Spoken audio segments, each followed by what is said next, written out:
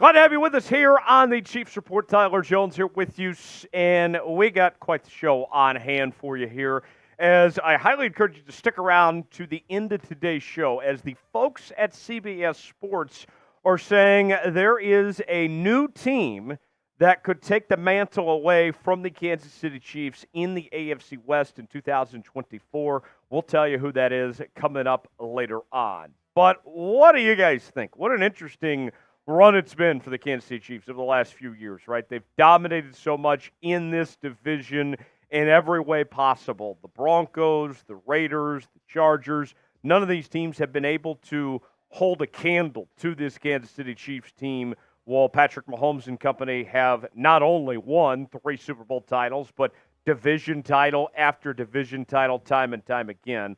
And the folks at CBS laid out 4 potential reasons why the Chiefs could lose the AFC West this year. Number 1, Travis Kelce's age begins to show.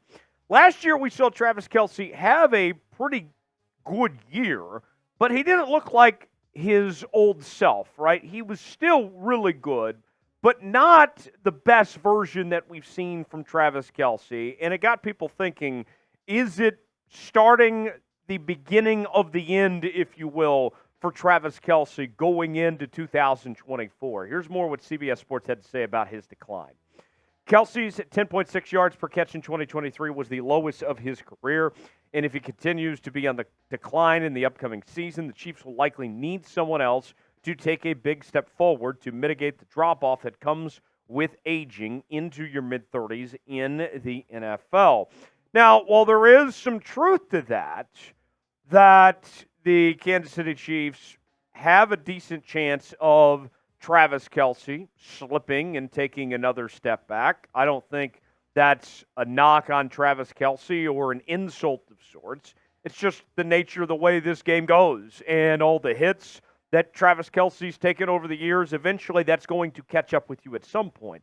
The good news is for the Kansas City Chiefs is that they have other options now that they didn't have previously. We'll talk about that here in a second. Let's look at Kelce's numbers through the years and give you an example of what we're talking about here. This is what Travis Kelce has done year by year. You can see last year just barely came up short of 1,000 yards with 984. The year prior had 1,300 yards and 12 touchdowns, 1,100 yards, 1,400 yards, and 11 touchdowns 4 years ago. But think about this. The additions of Xavier Worthy and Marquise Brown, that should free up Travis Kelce to be more explosive this season compared to what he was last year.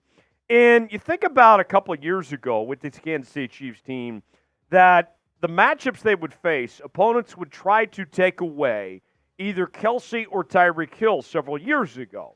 And then that would open up something for one of those guys to hopefully step up and play well.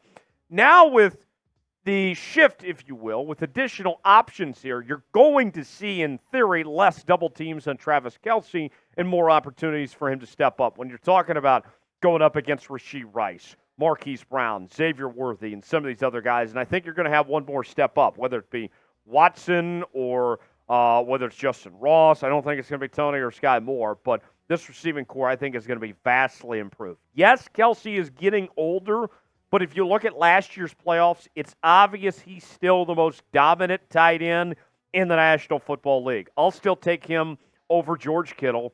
I'll still take him over Mark Andrews. Travis Kelce is still that guy. In the playoffs, he went back to his old self with 3 touchdown catches, 355 yards, 11.1 yards of reception, and 32 catches. Travis Kelce, the Kansas City Chiefs would not have won the Super Bowl last year without Travis Kelce and the abilities that he showcased there in the postseason last year. So Travis Kelce, I don't think he's slowing down just quite yet.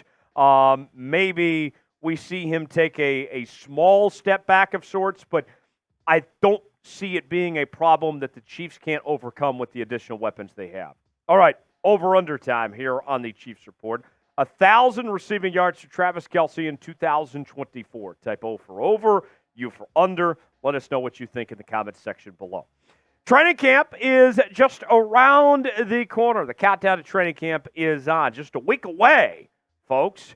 hit that subscribe button for the latest happenings in your Kansas City Chiefs, as we are going to be all over training camp from St. Joe here on the channel as we bring you our daily news and rumors. We got some great stuff cooking up here soon, as we'll be bringing you some live shows and some watch parties this season as well. We'll have our interactive Q&A mailbags, whether you see me or Harrison, whoever. We're going to do what we can to bring you Chiefs coverage each and every day on the channel. Subscribe now for free. Lock us in.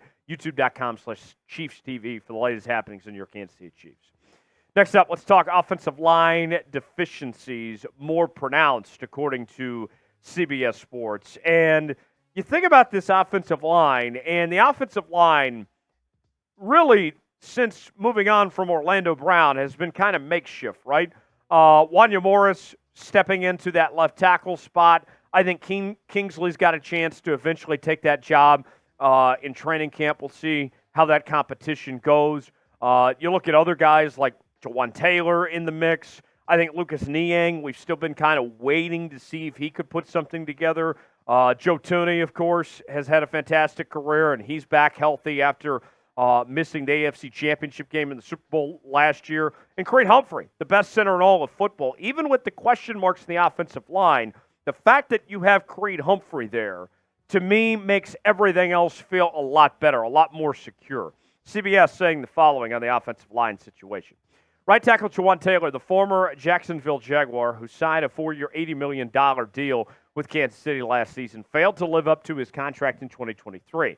He allowed 44 quarterback pressures, the 8th most in the NFL, and Taylor was the most penalized player in the league last season with 17 accepted penalties against him. You look at the numbers, according to PFF last season, they were not good at all, with an overall grade of 51.6, a pass block grade of 66.4, run block rate of 44.6, and got called for 20 penalties last year. It wasn't good.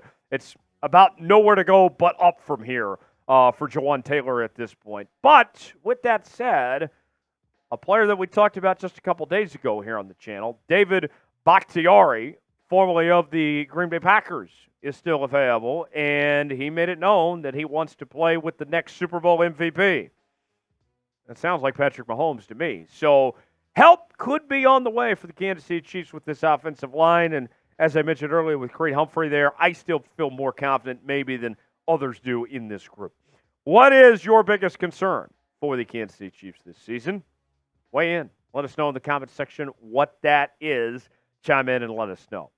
Number 3 on CBS's reasons why the Chiefs might not repeat and win the AFC West is losing L'Jarius Sneed in free agency. L'Jarius Sneed coming off the best season of his career with the Kansas City Chiefs. He is off to the Tennessee Titans, and there isn't necessarily an obvious replacement, if you will, for L'Jarius Sneed at this point. CBS Sports saying the following on the loss of L'Jarius Sneed. Defensive coordinator Steve Spagnuolo has a tall task ahead of him to replace that top-tier production in 2024 after Sneed signed a 4-year, $76.4 million contract with the Tennessee Titans this offseason. Trent McDuffie, though, is one of, if not the best players at his position. So you still have McDuffie back. He will be fine. I am worried about the others around him. But think about this. You go back to the very first Chiefs Super Bowl team in the Brett Veach era. They were cheeks at the cornerback spot. You know what they did? They said, we're going to go after the quarterback with our front 7, and we're going to make life easier on our corners that way, and we're not going to have to spend that much on corner because we're going to be able to get after the quarterback and make things easier for those corner positions. I think you're going to see more of that once again. You look at the other group of these guys competing for playing time alongside McDuffie. 14 combined starts is all.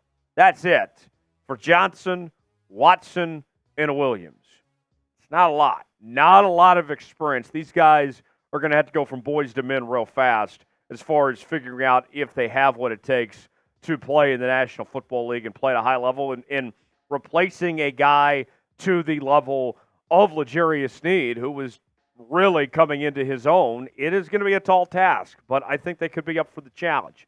Which corner do you expect to step up for the Chiefs in 2024? Is it Johnson or is it Watson? Type NJ for Johnson, type JW for Watson. Let us know in the comment section which player you expect to step up. Last on our list of why the Chiefs might not repeat, we turn our attention to the Los Angeles Chargers. Yes, CBS giving credit to Justin Herbert and John Harbaugh, the new coach and quarterback combination there in Los Angeles. Let's hear what Garrett Podell had to say here about this pairing.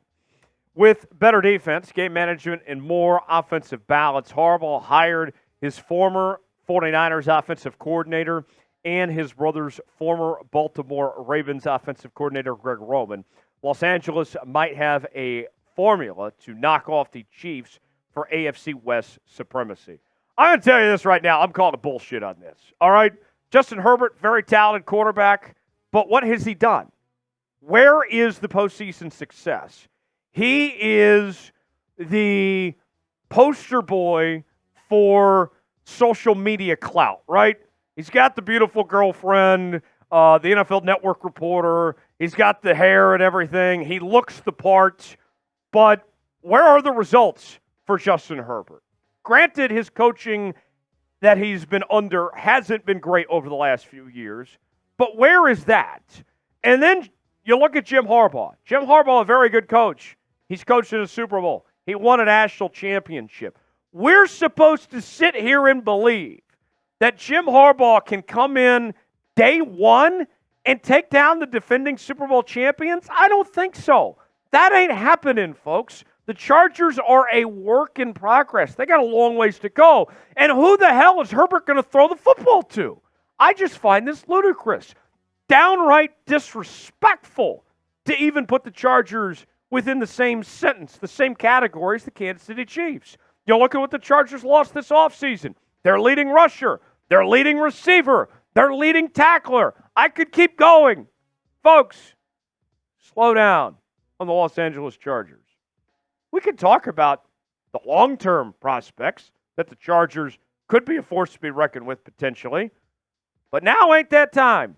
Ain't that moment. 2024 will not be the Chargers' year. Guarantee. Let's ask you. Will the Chargers threaten the Chiefs this season? Y for yes, N for no. I'm not even typing no. I'm typing H in for hell no. You can type H in for hell no too. That's fine. Let us know in the comments section. For continuing Chiefs coverage, subscribe now for the latest happenings on your Kansas City Chiefs all offseason long. I'm Tyler Jones. We'll see you next time.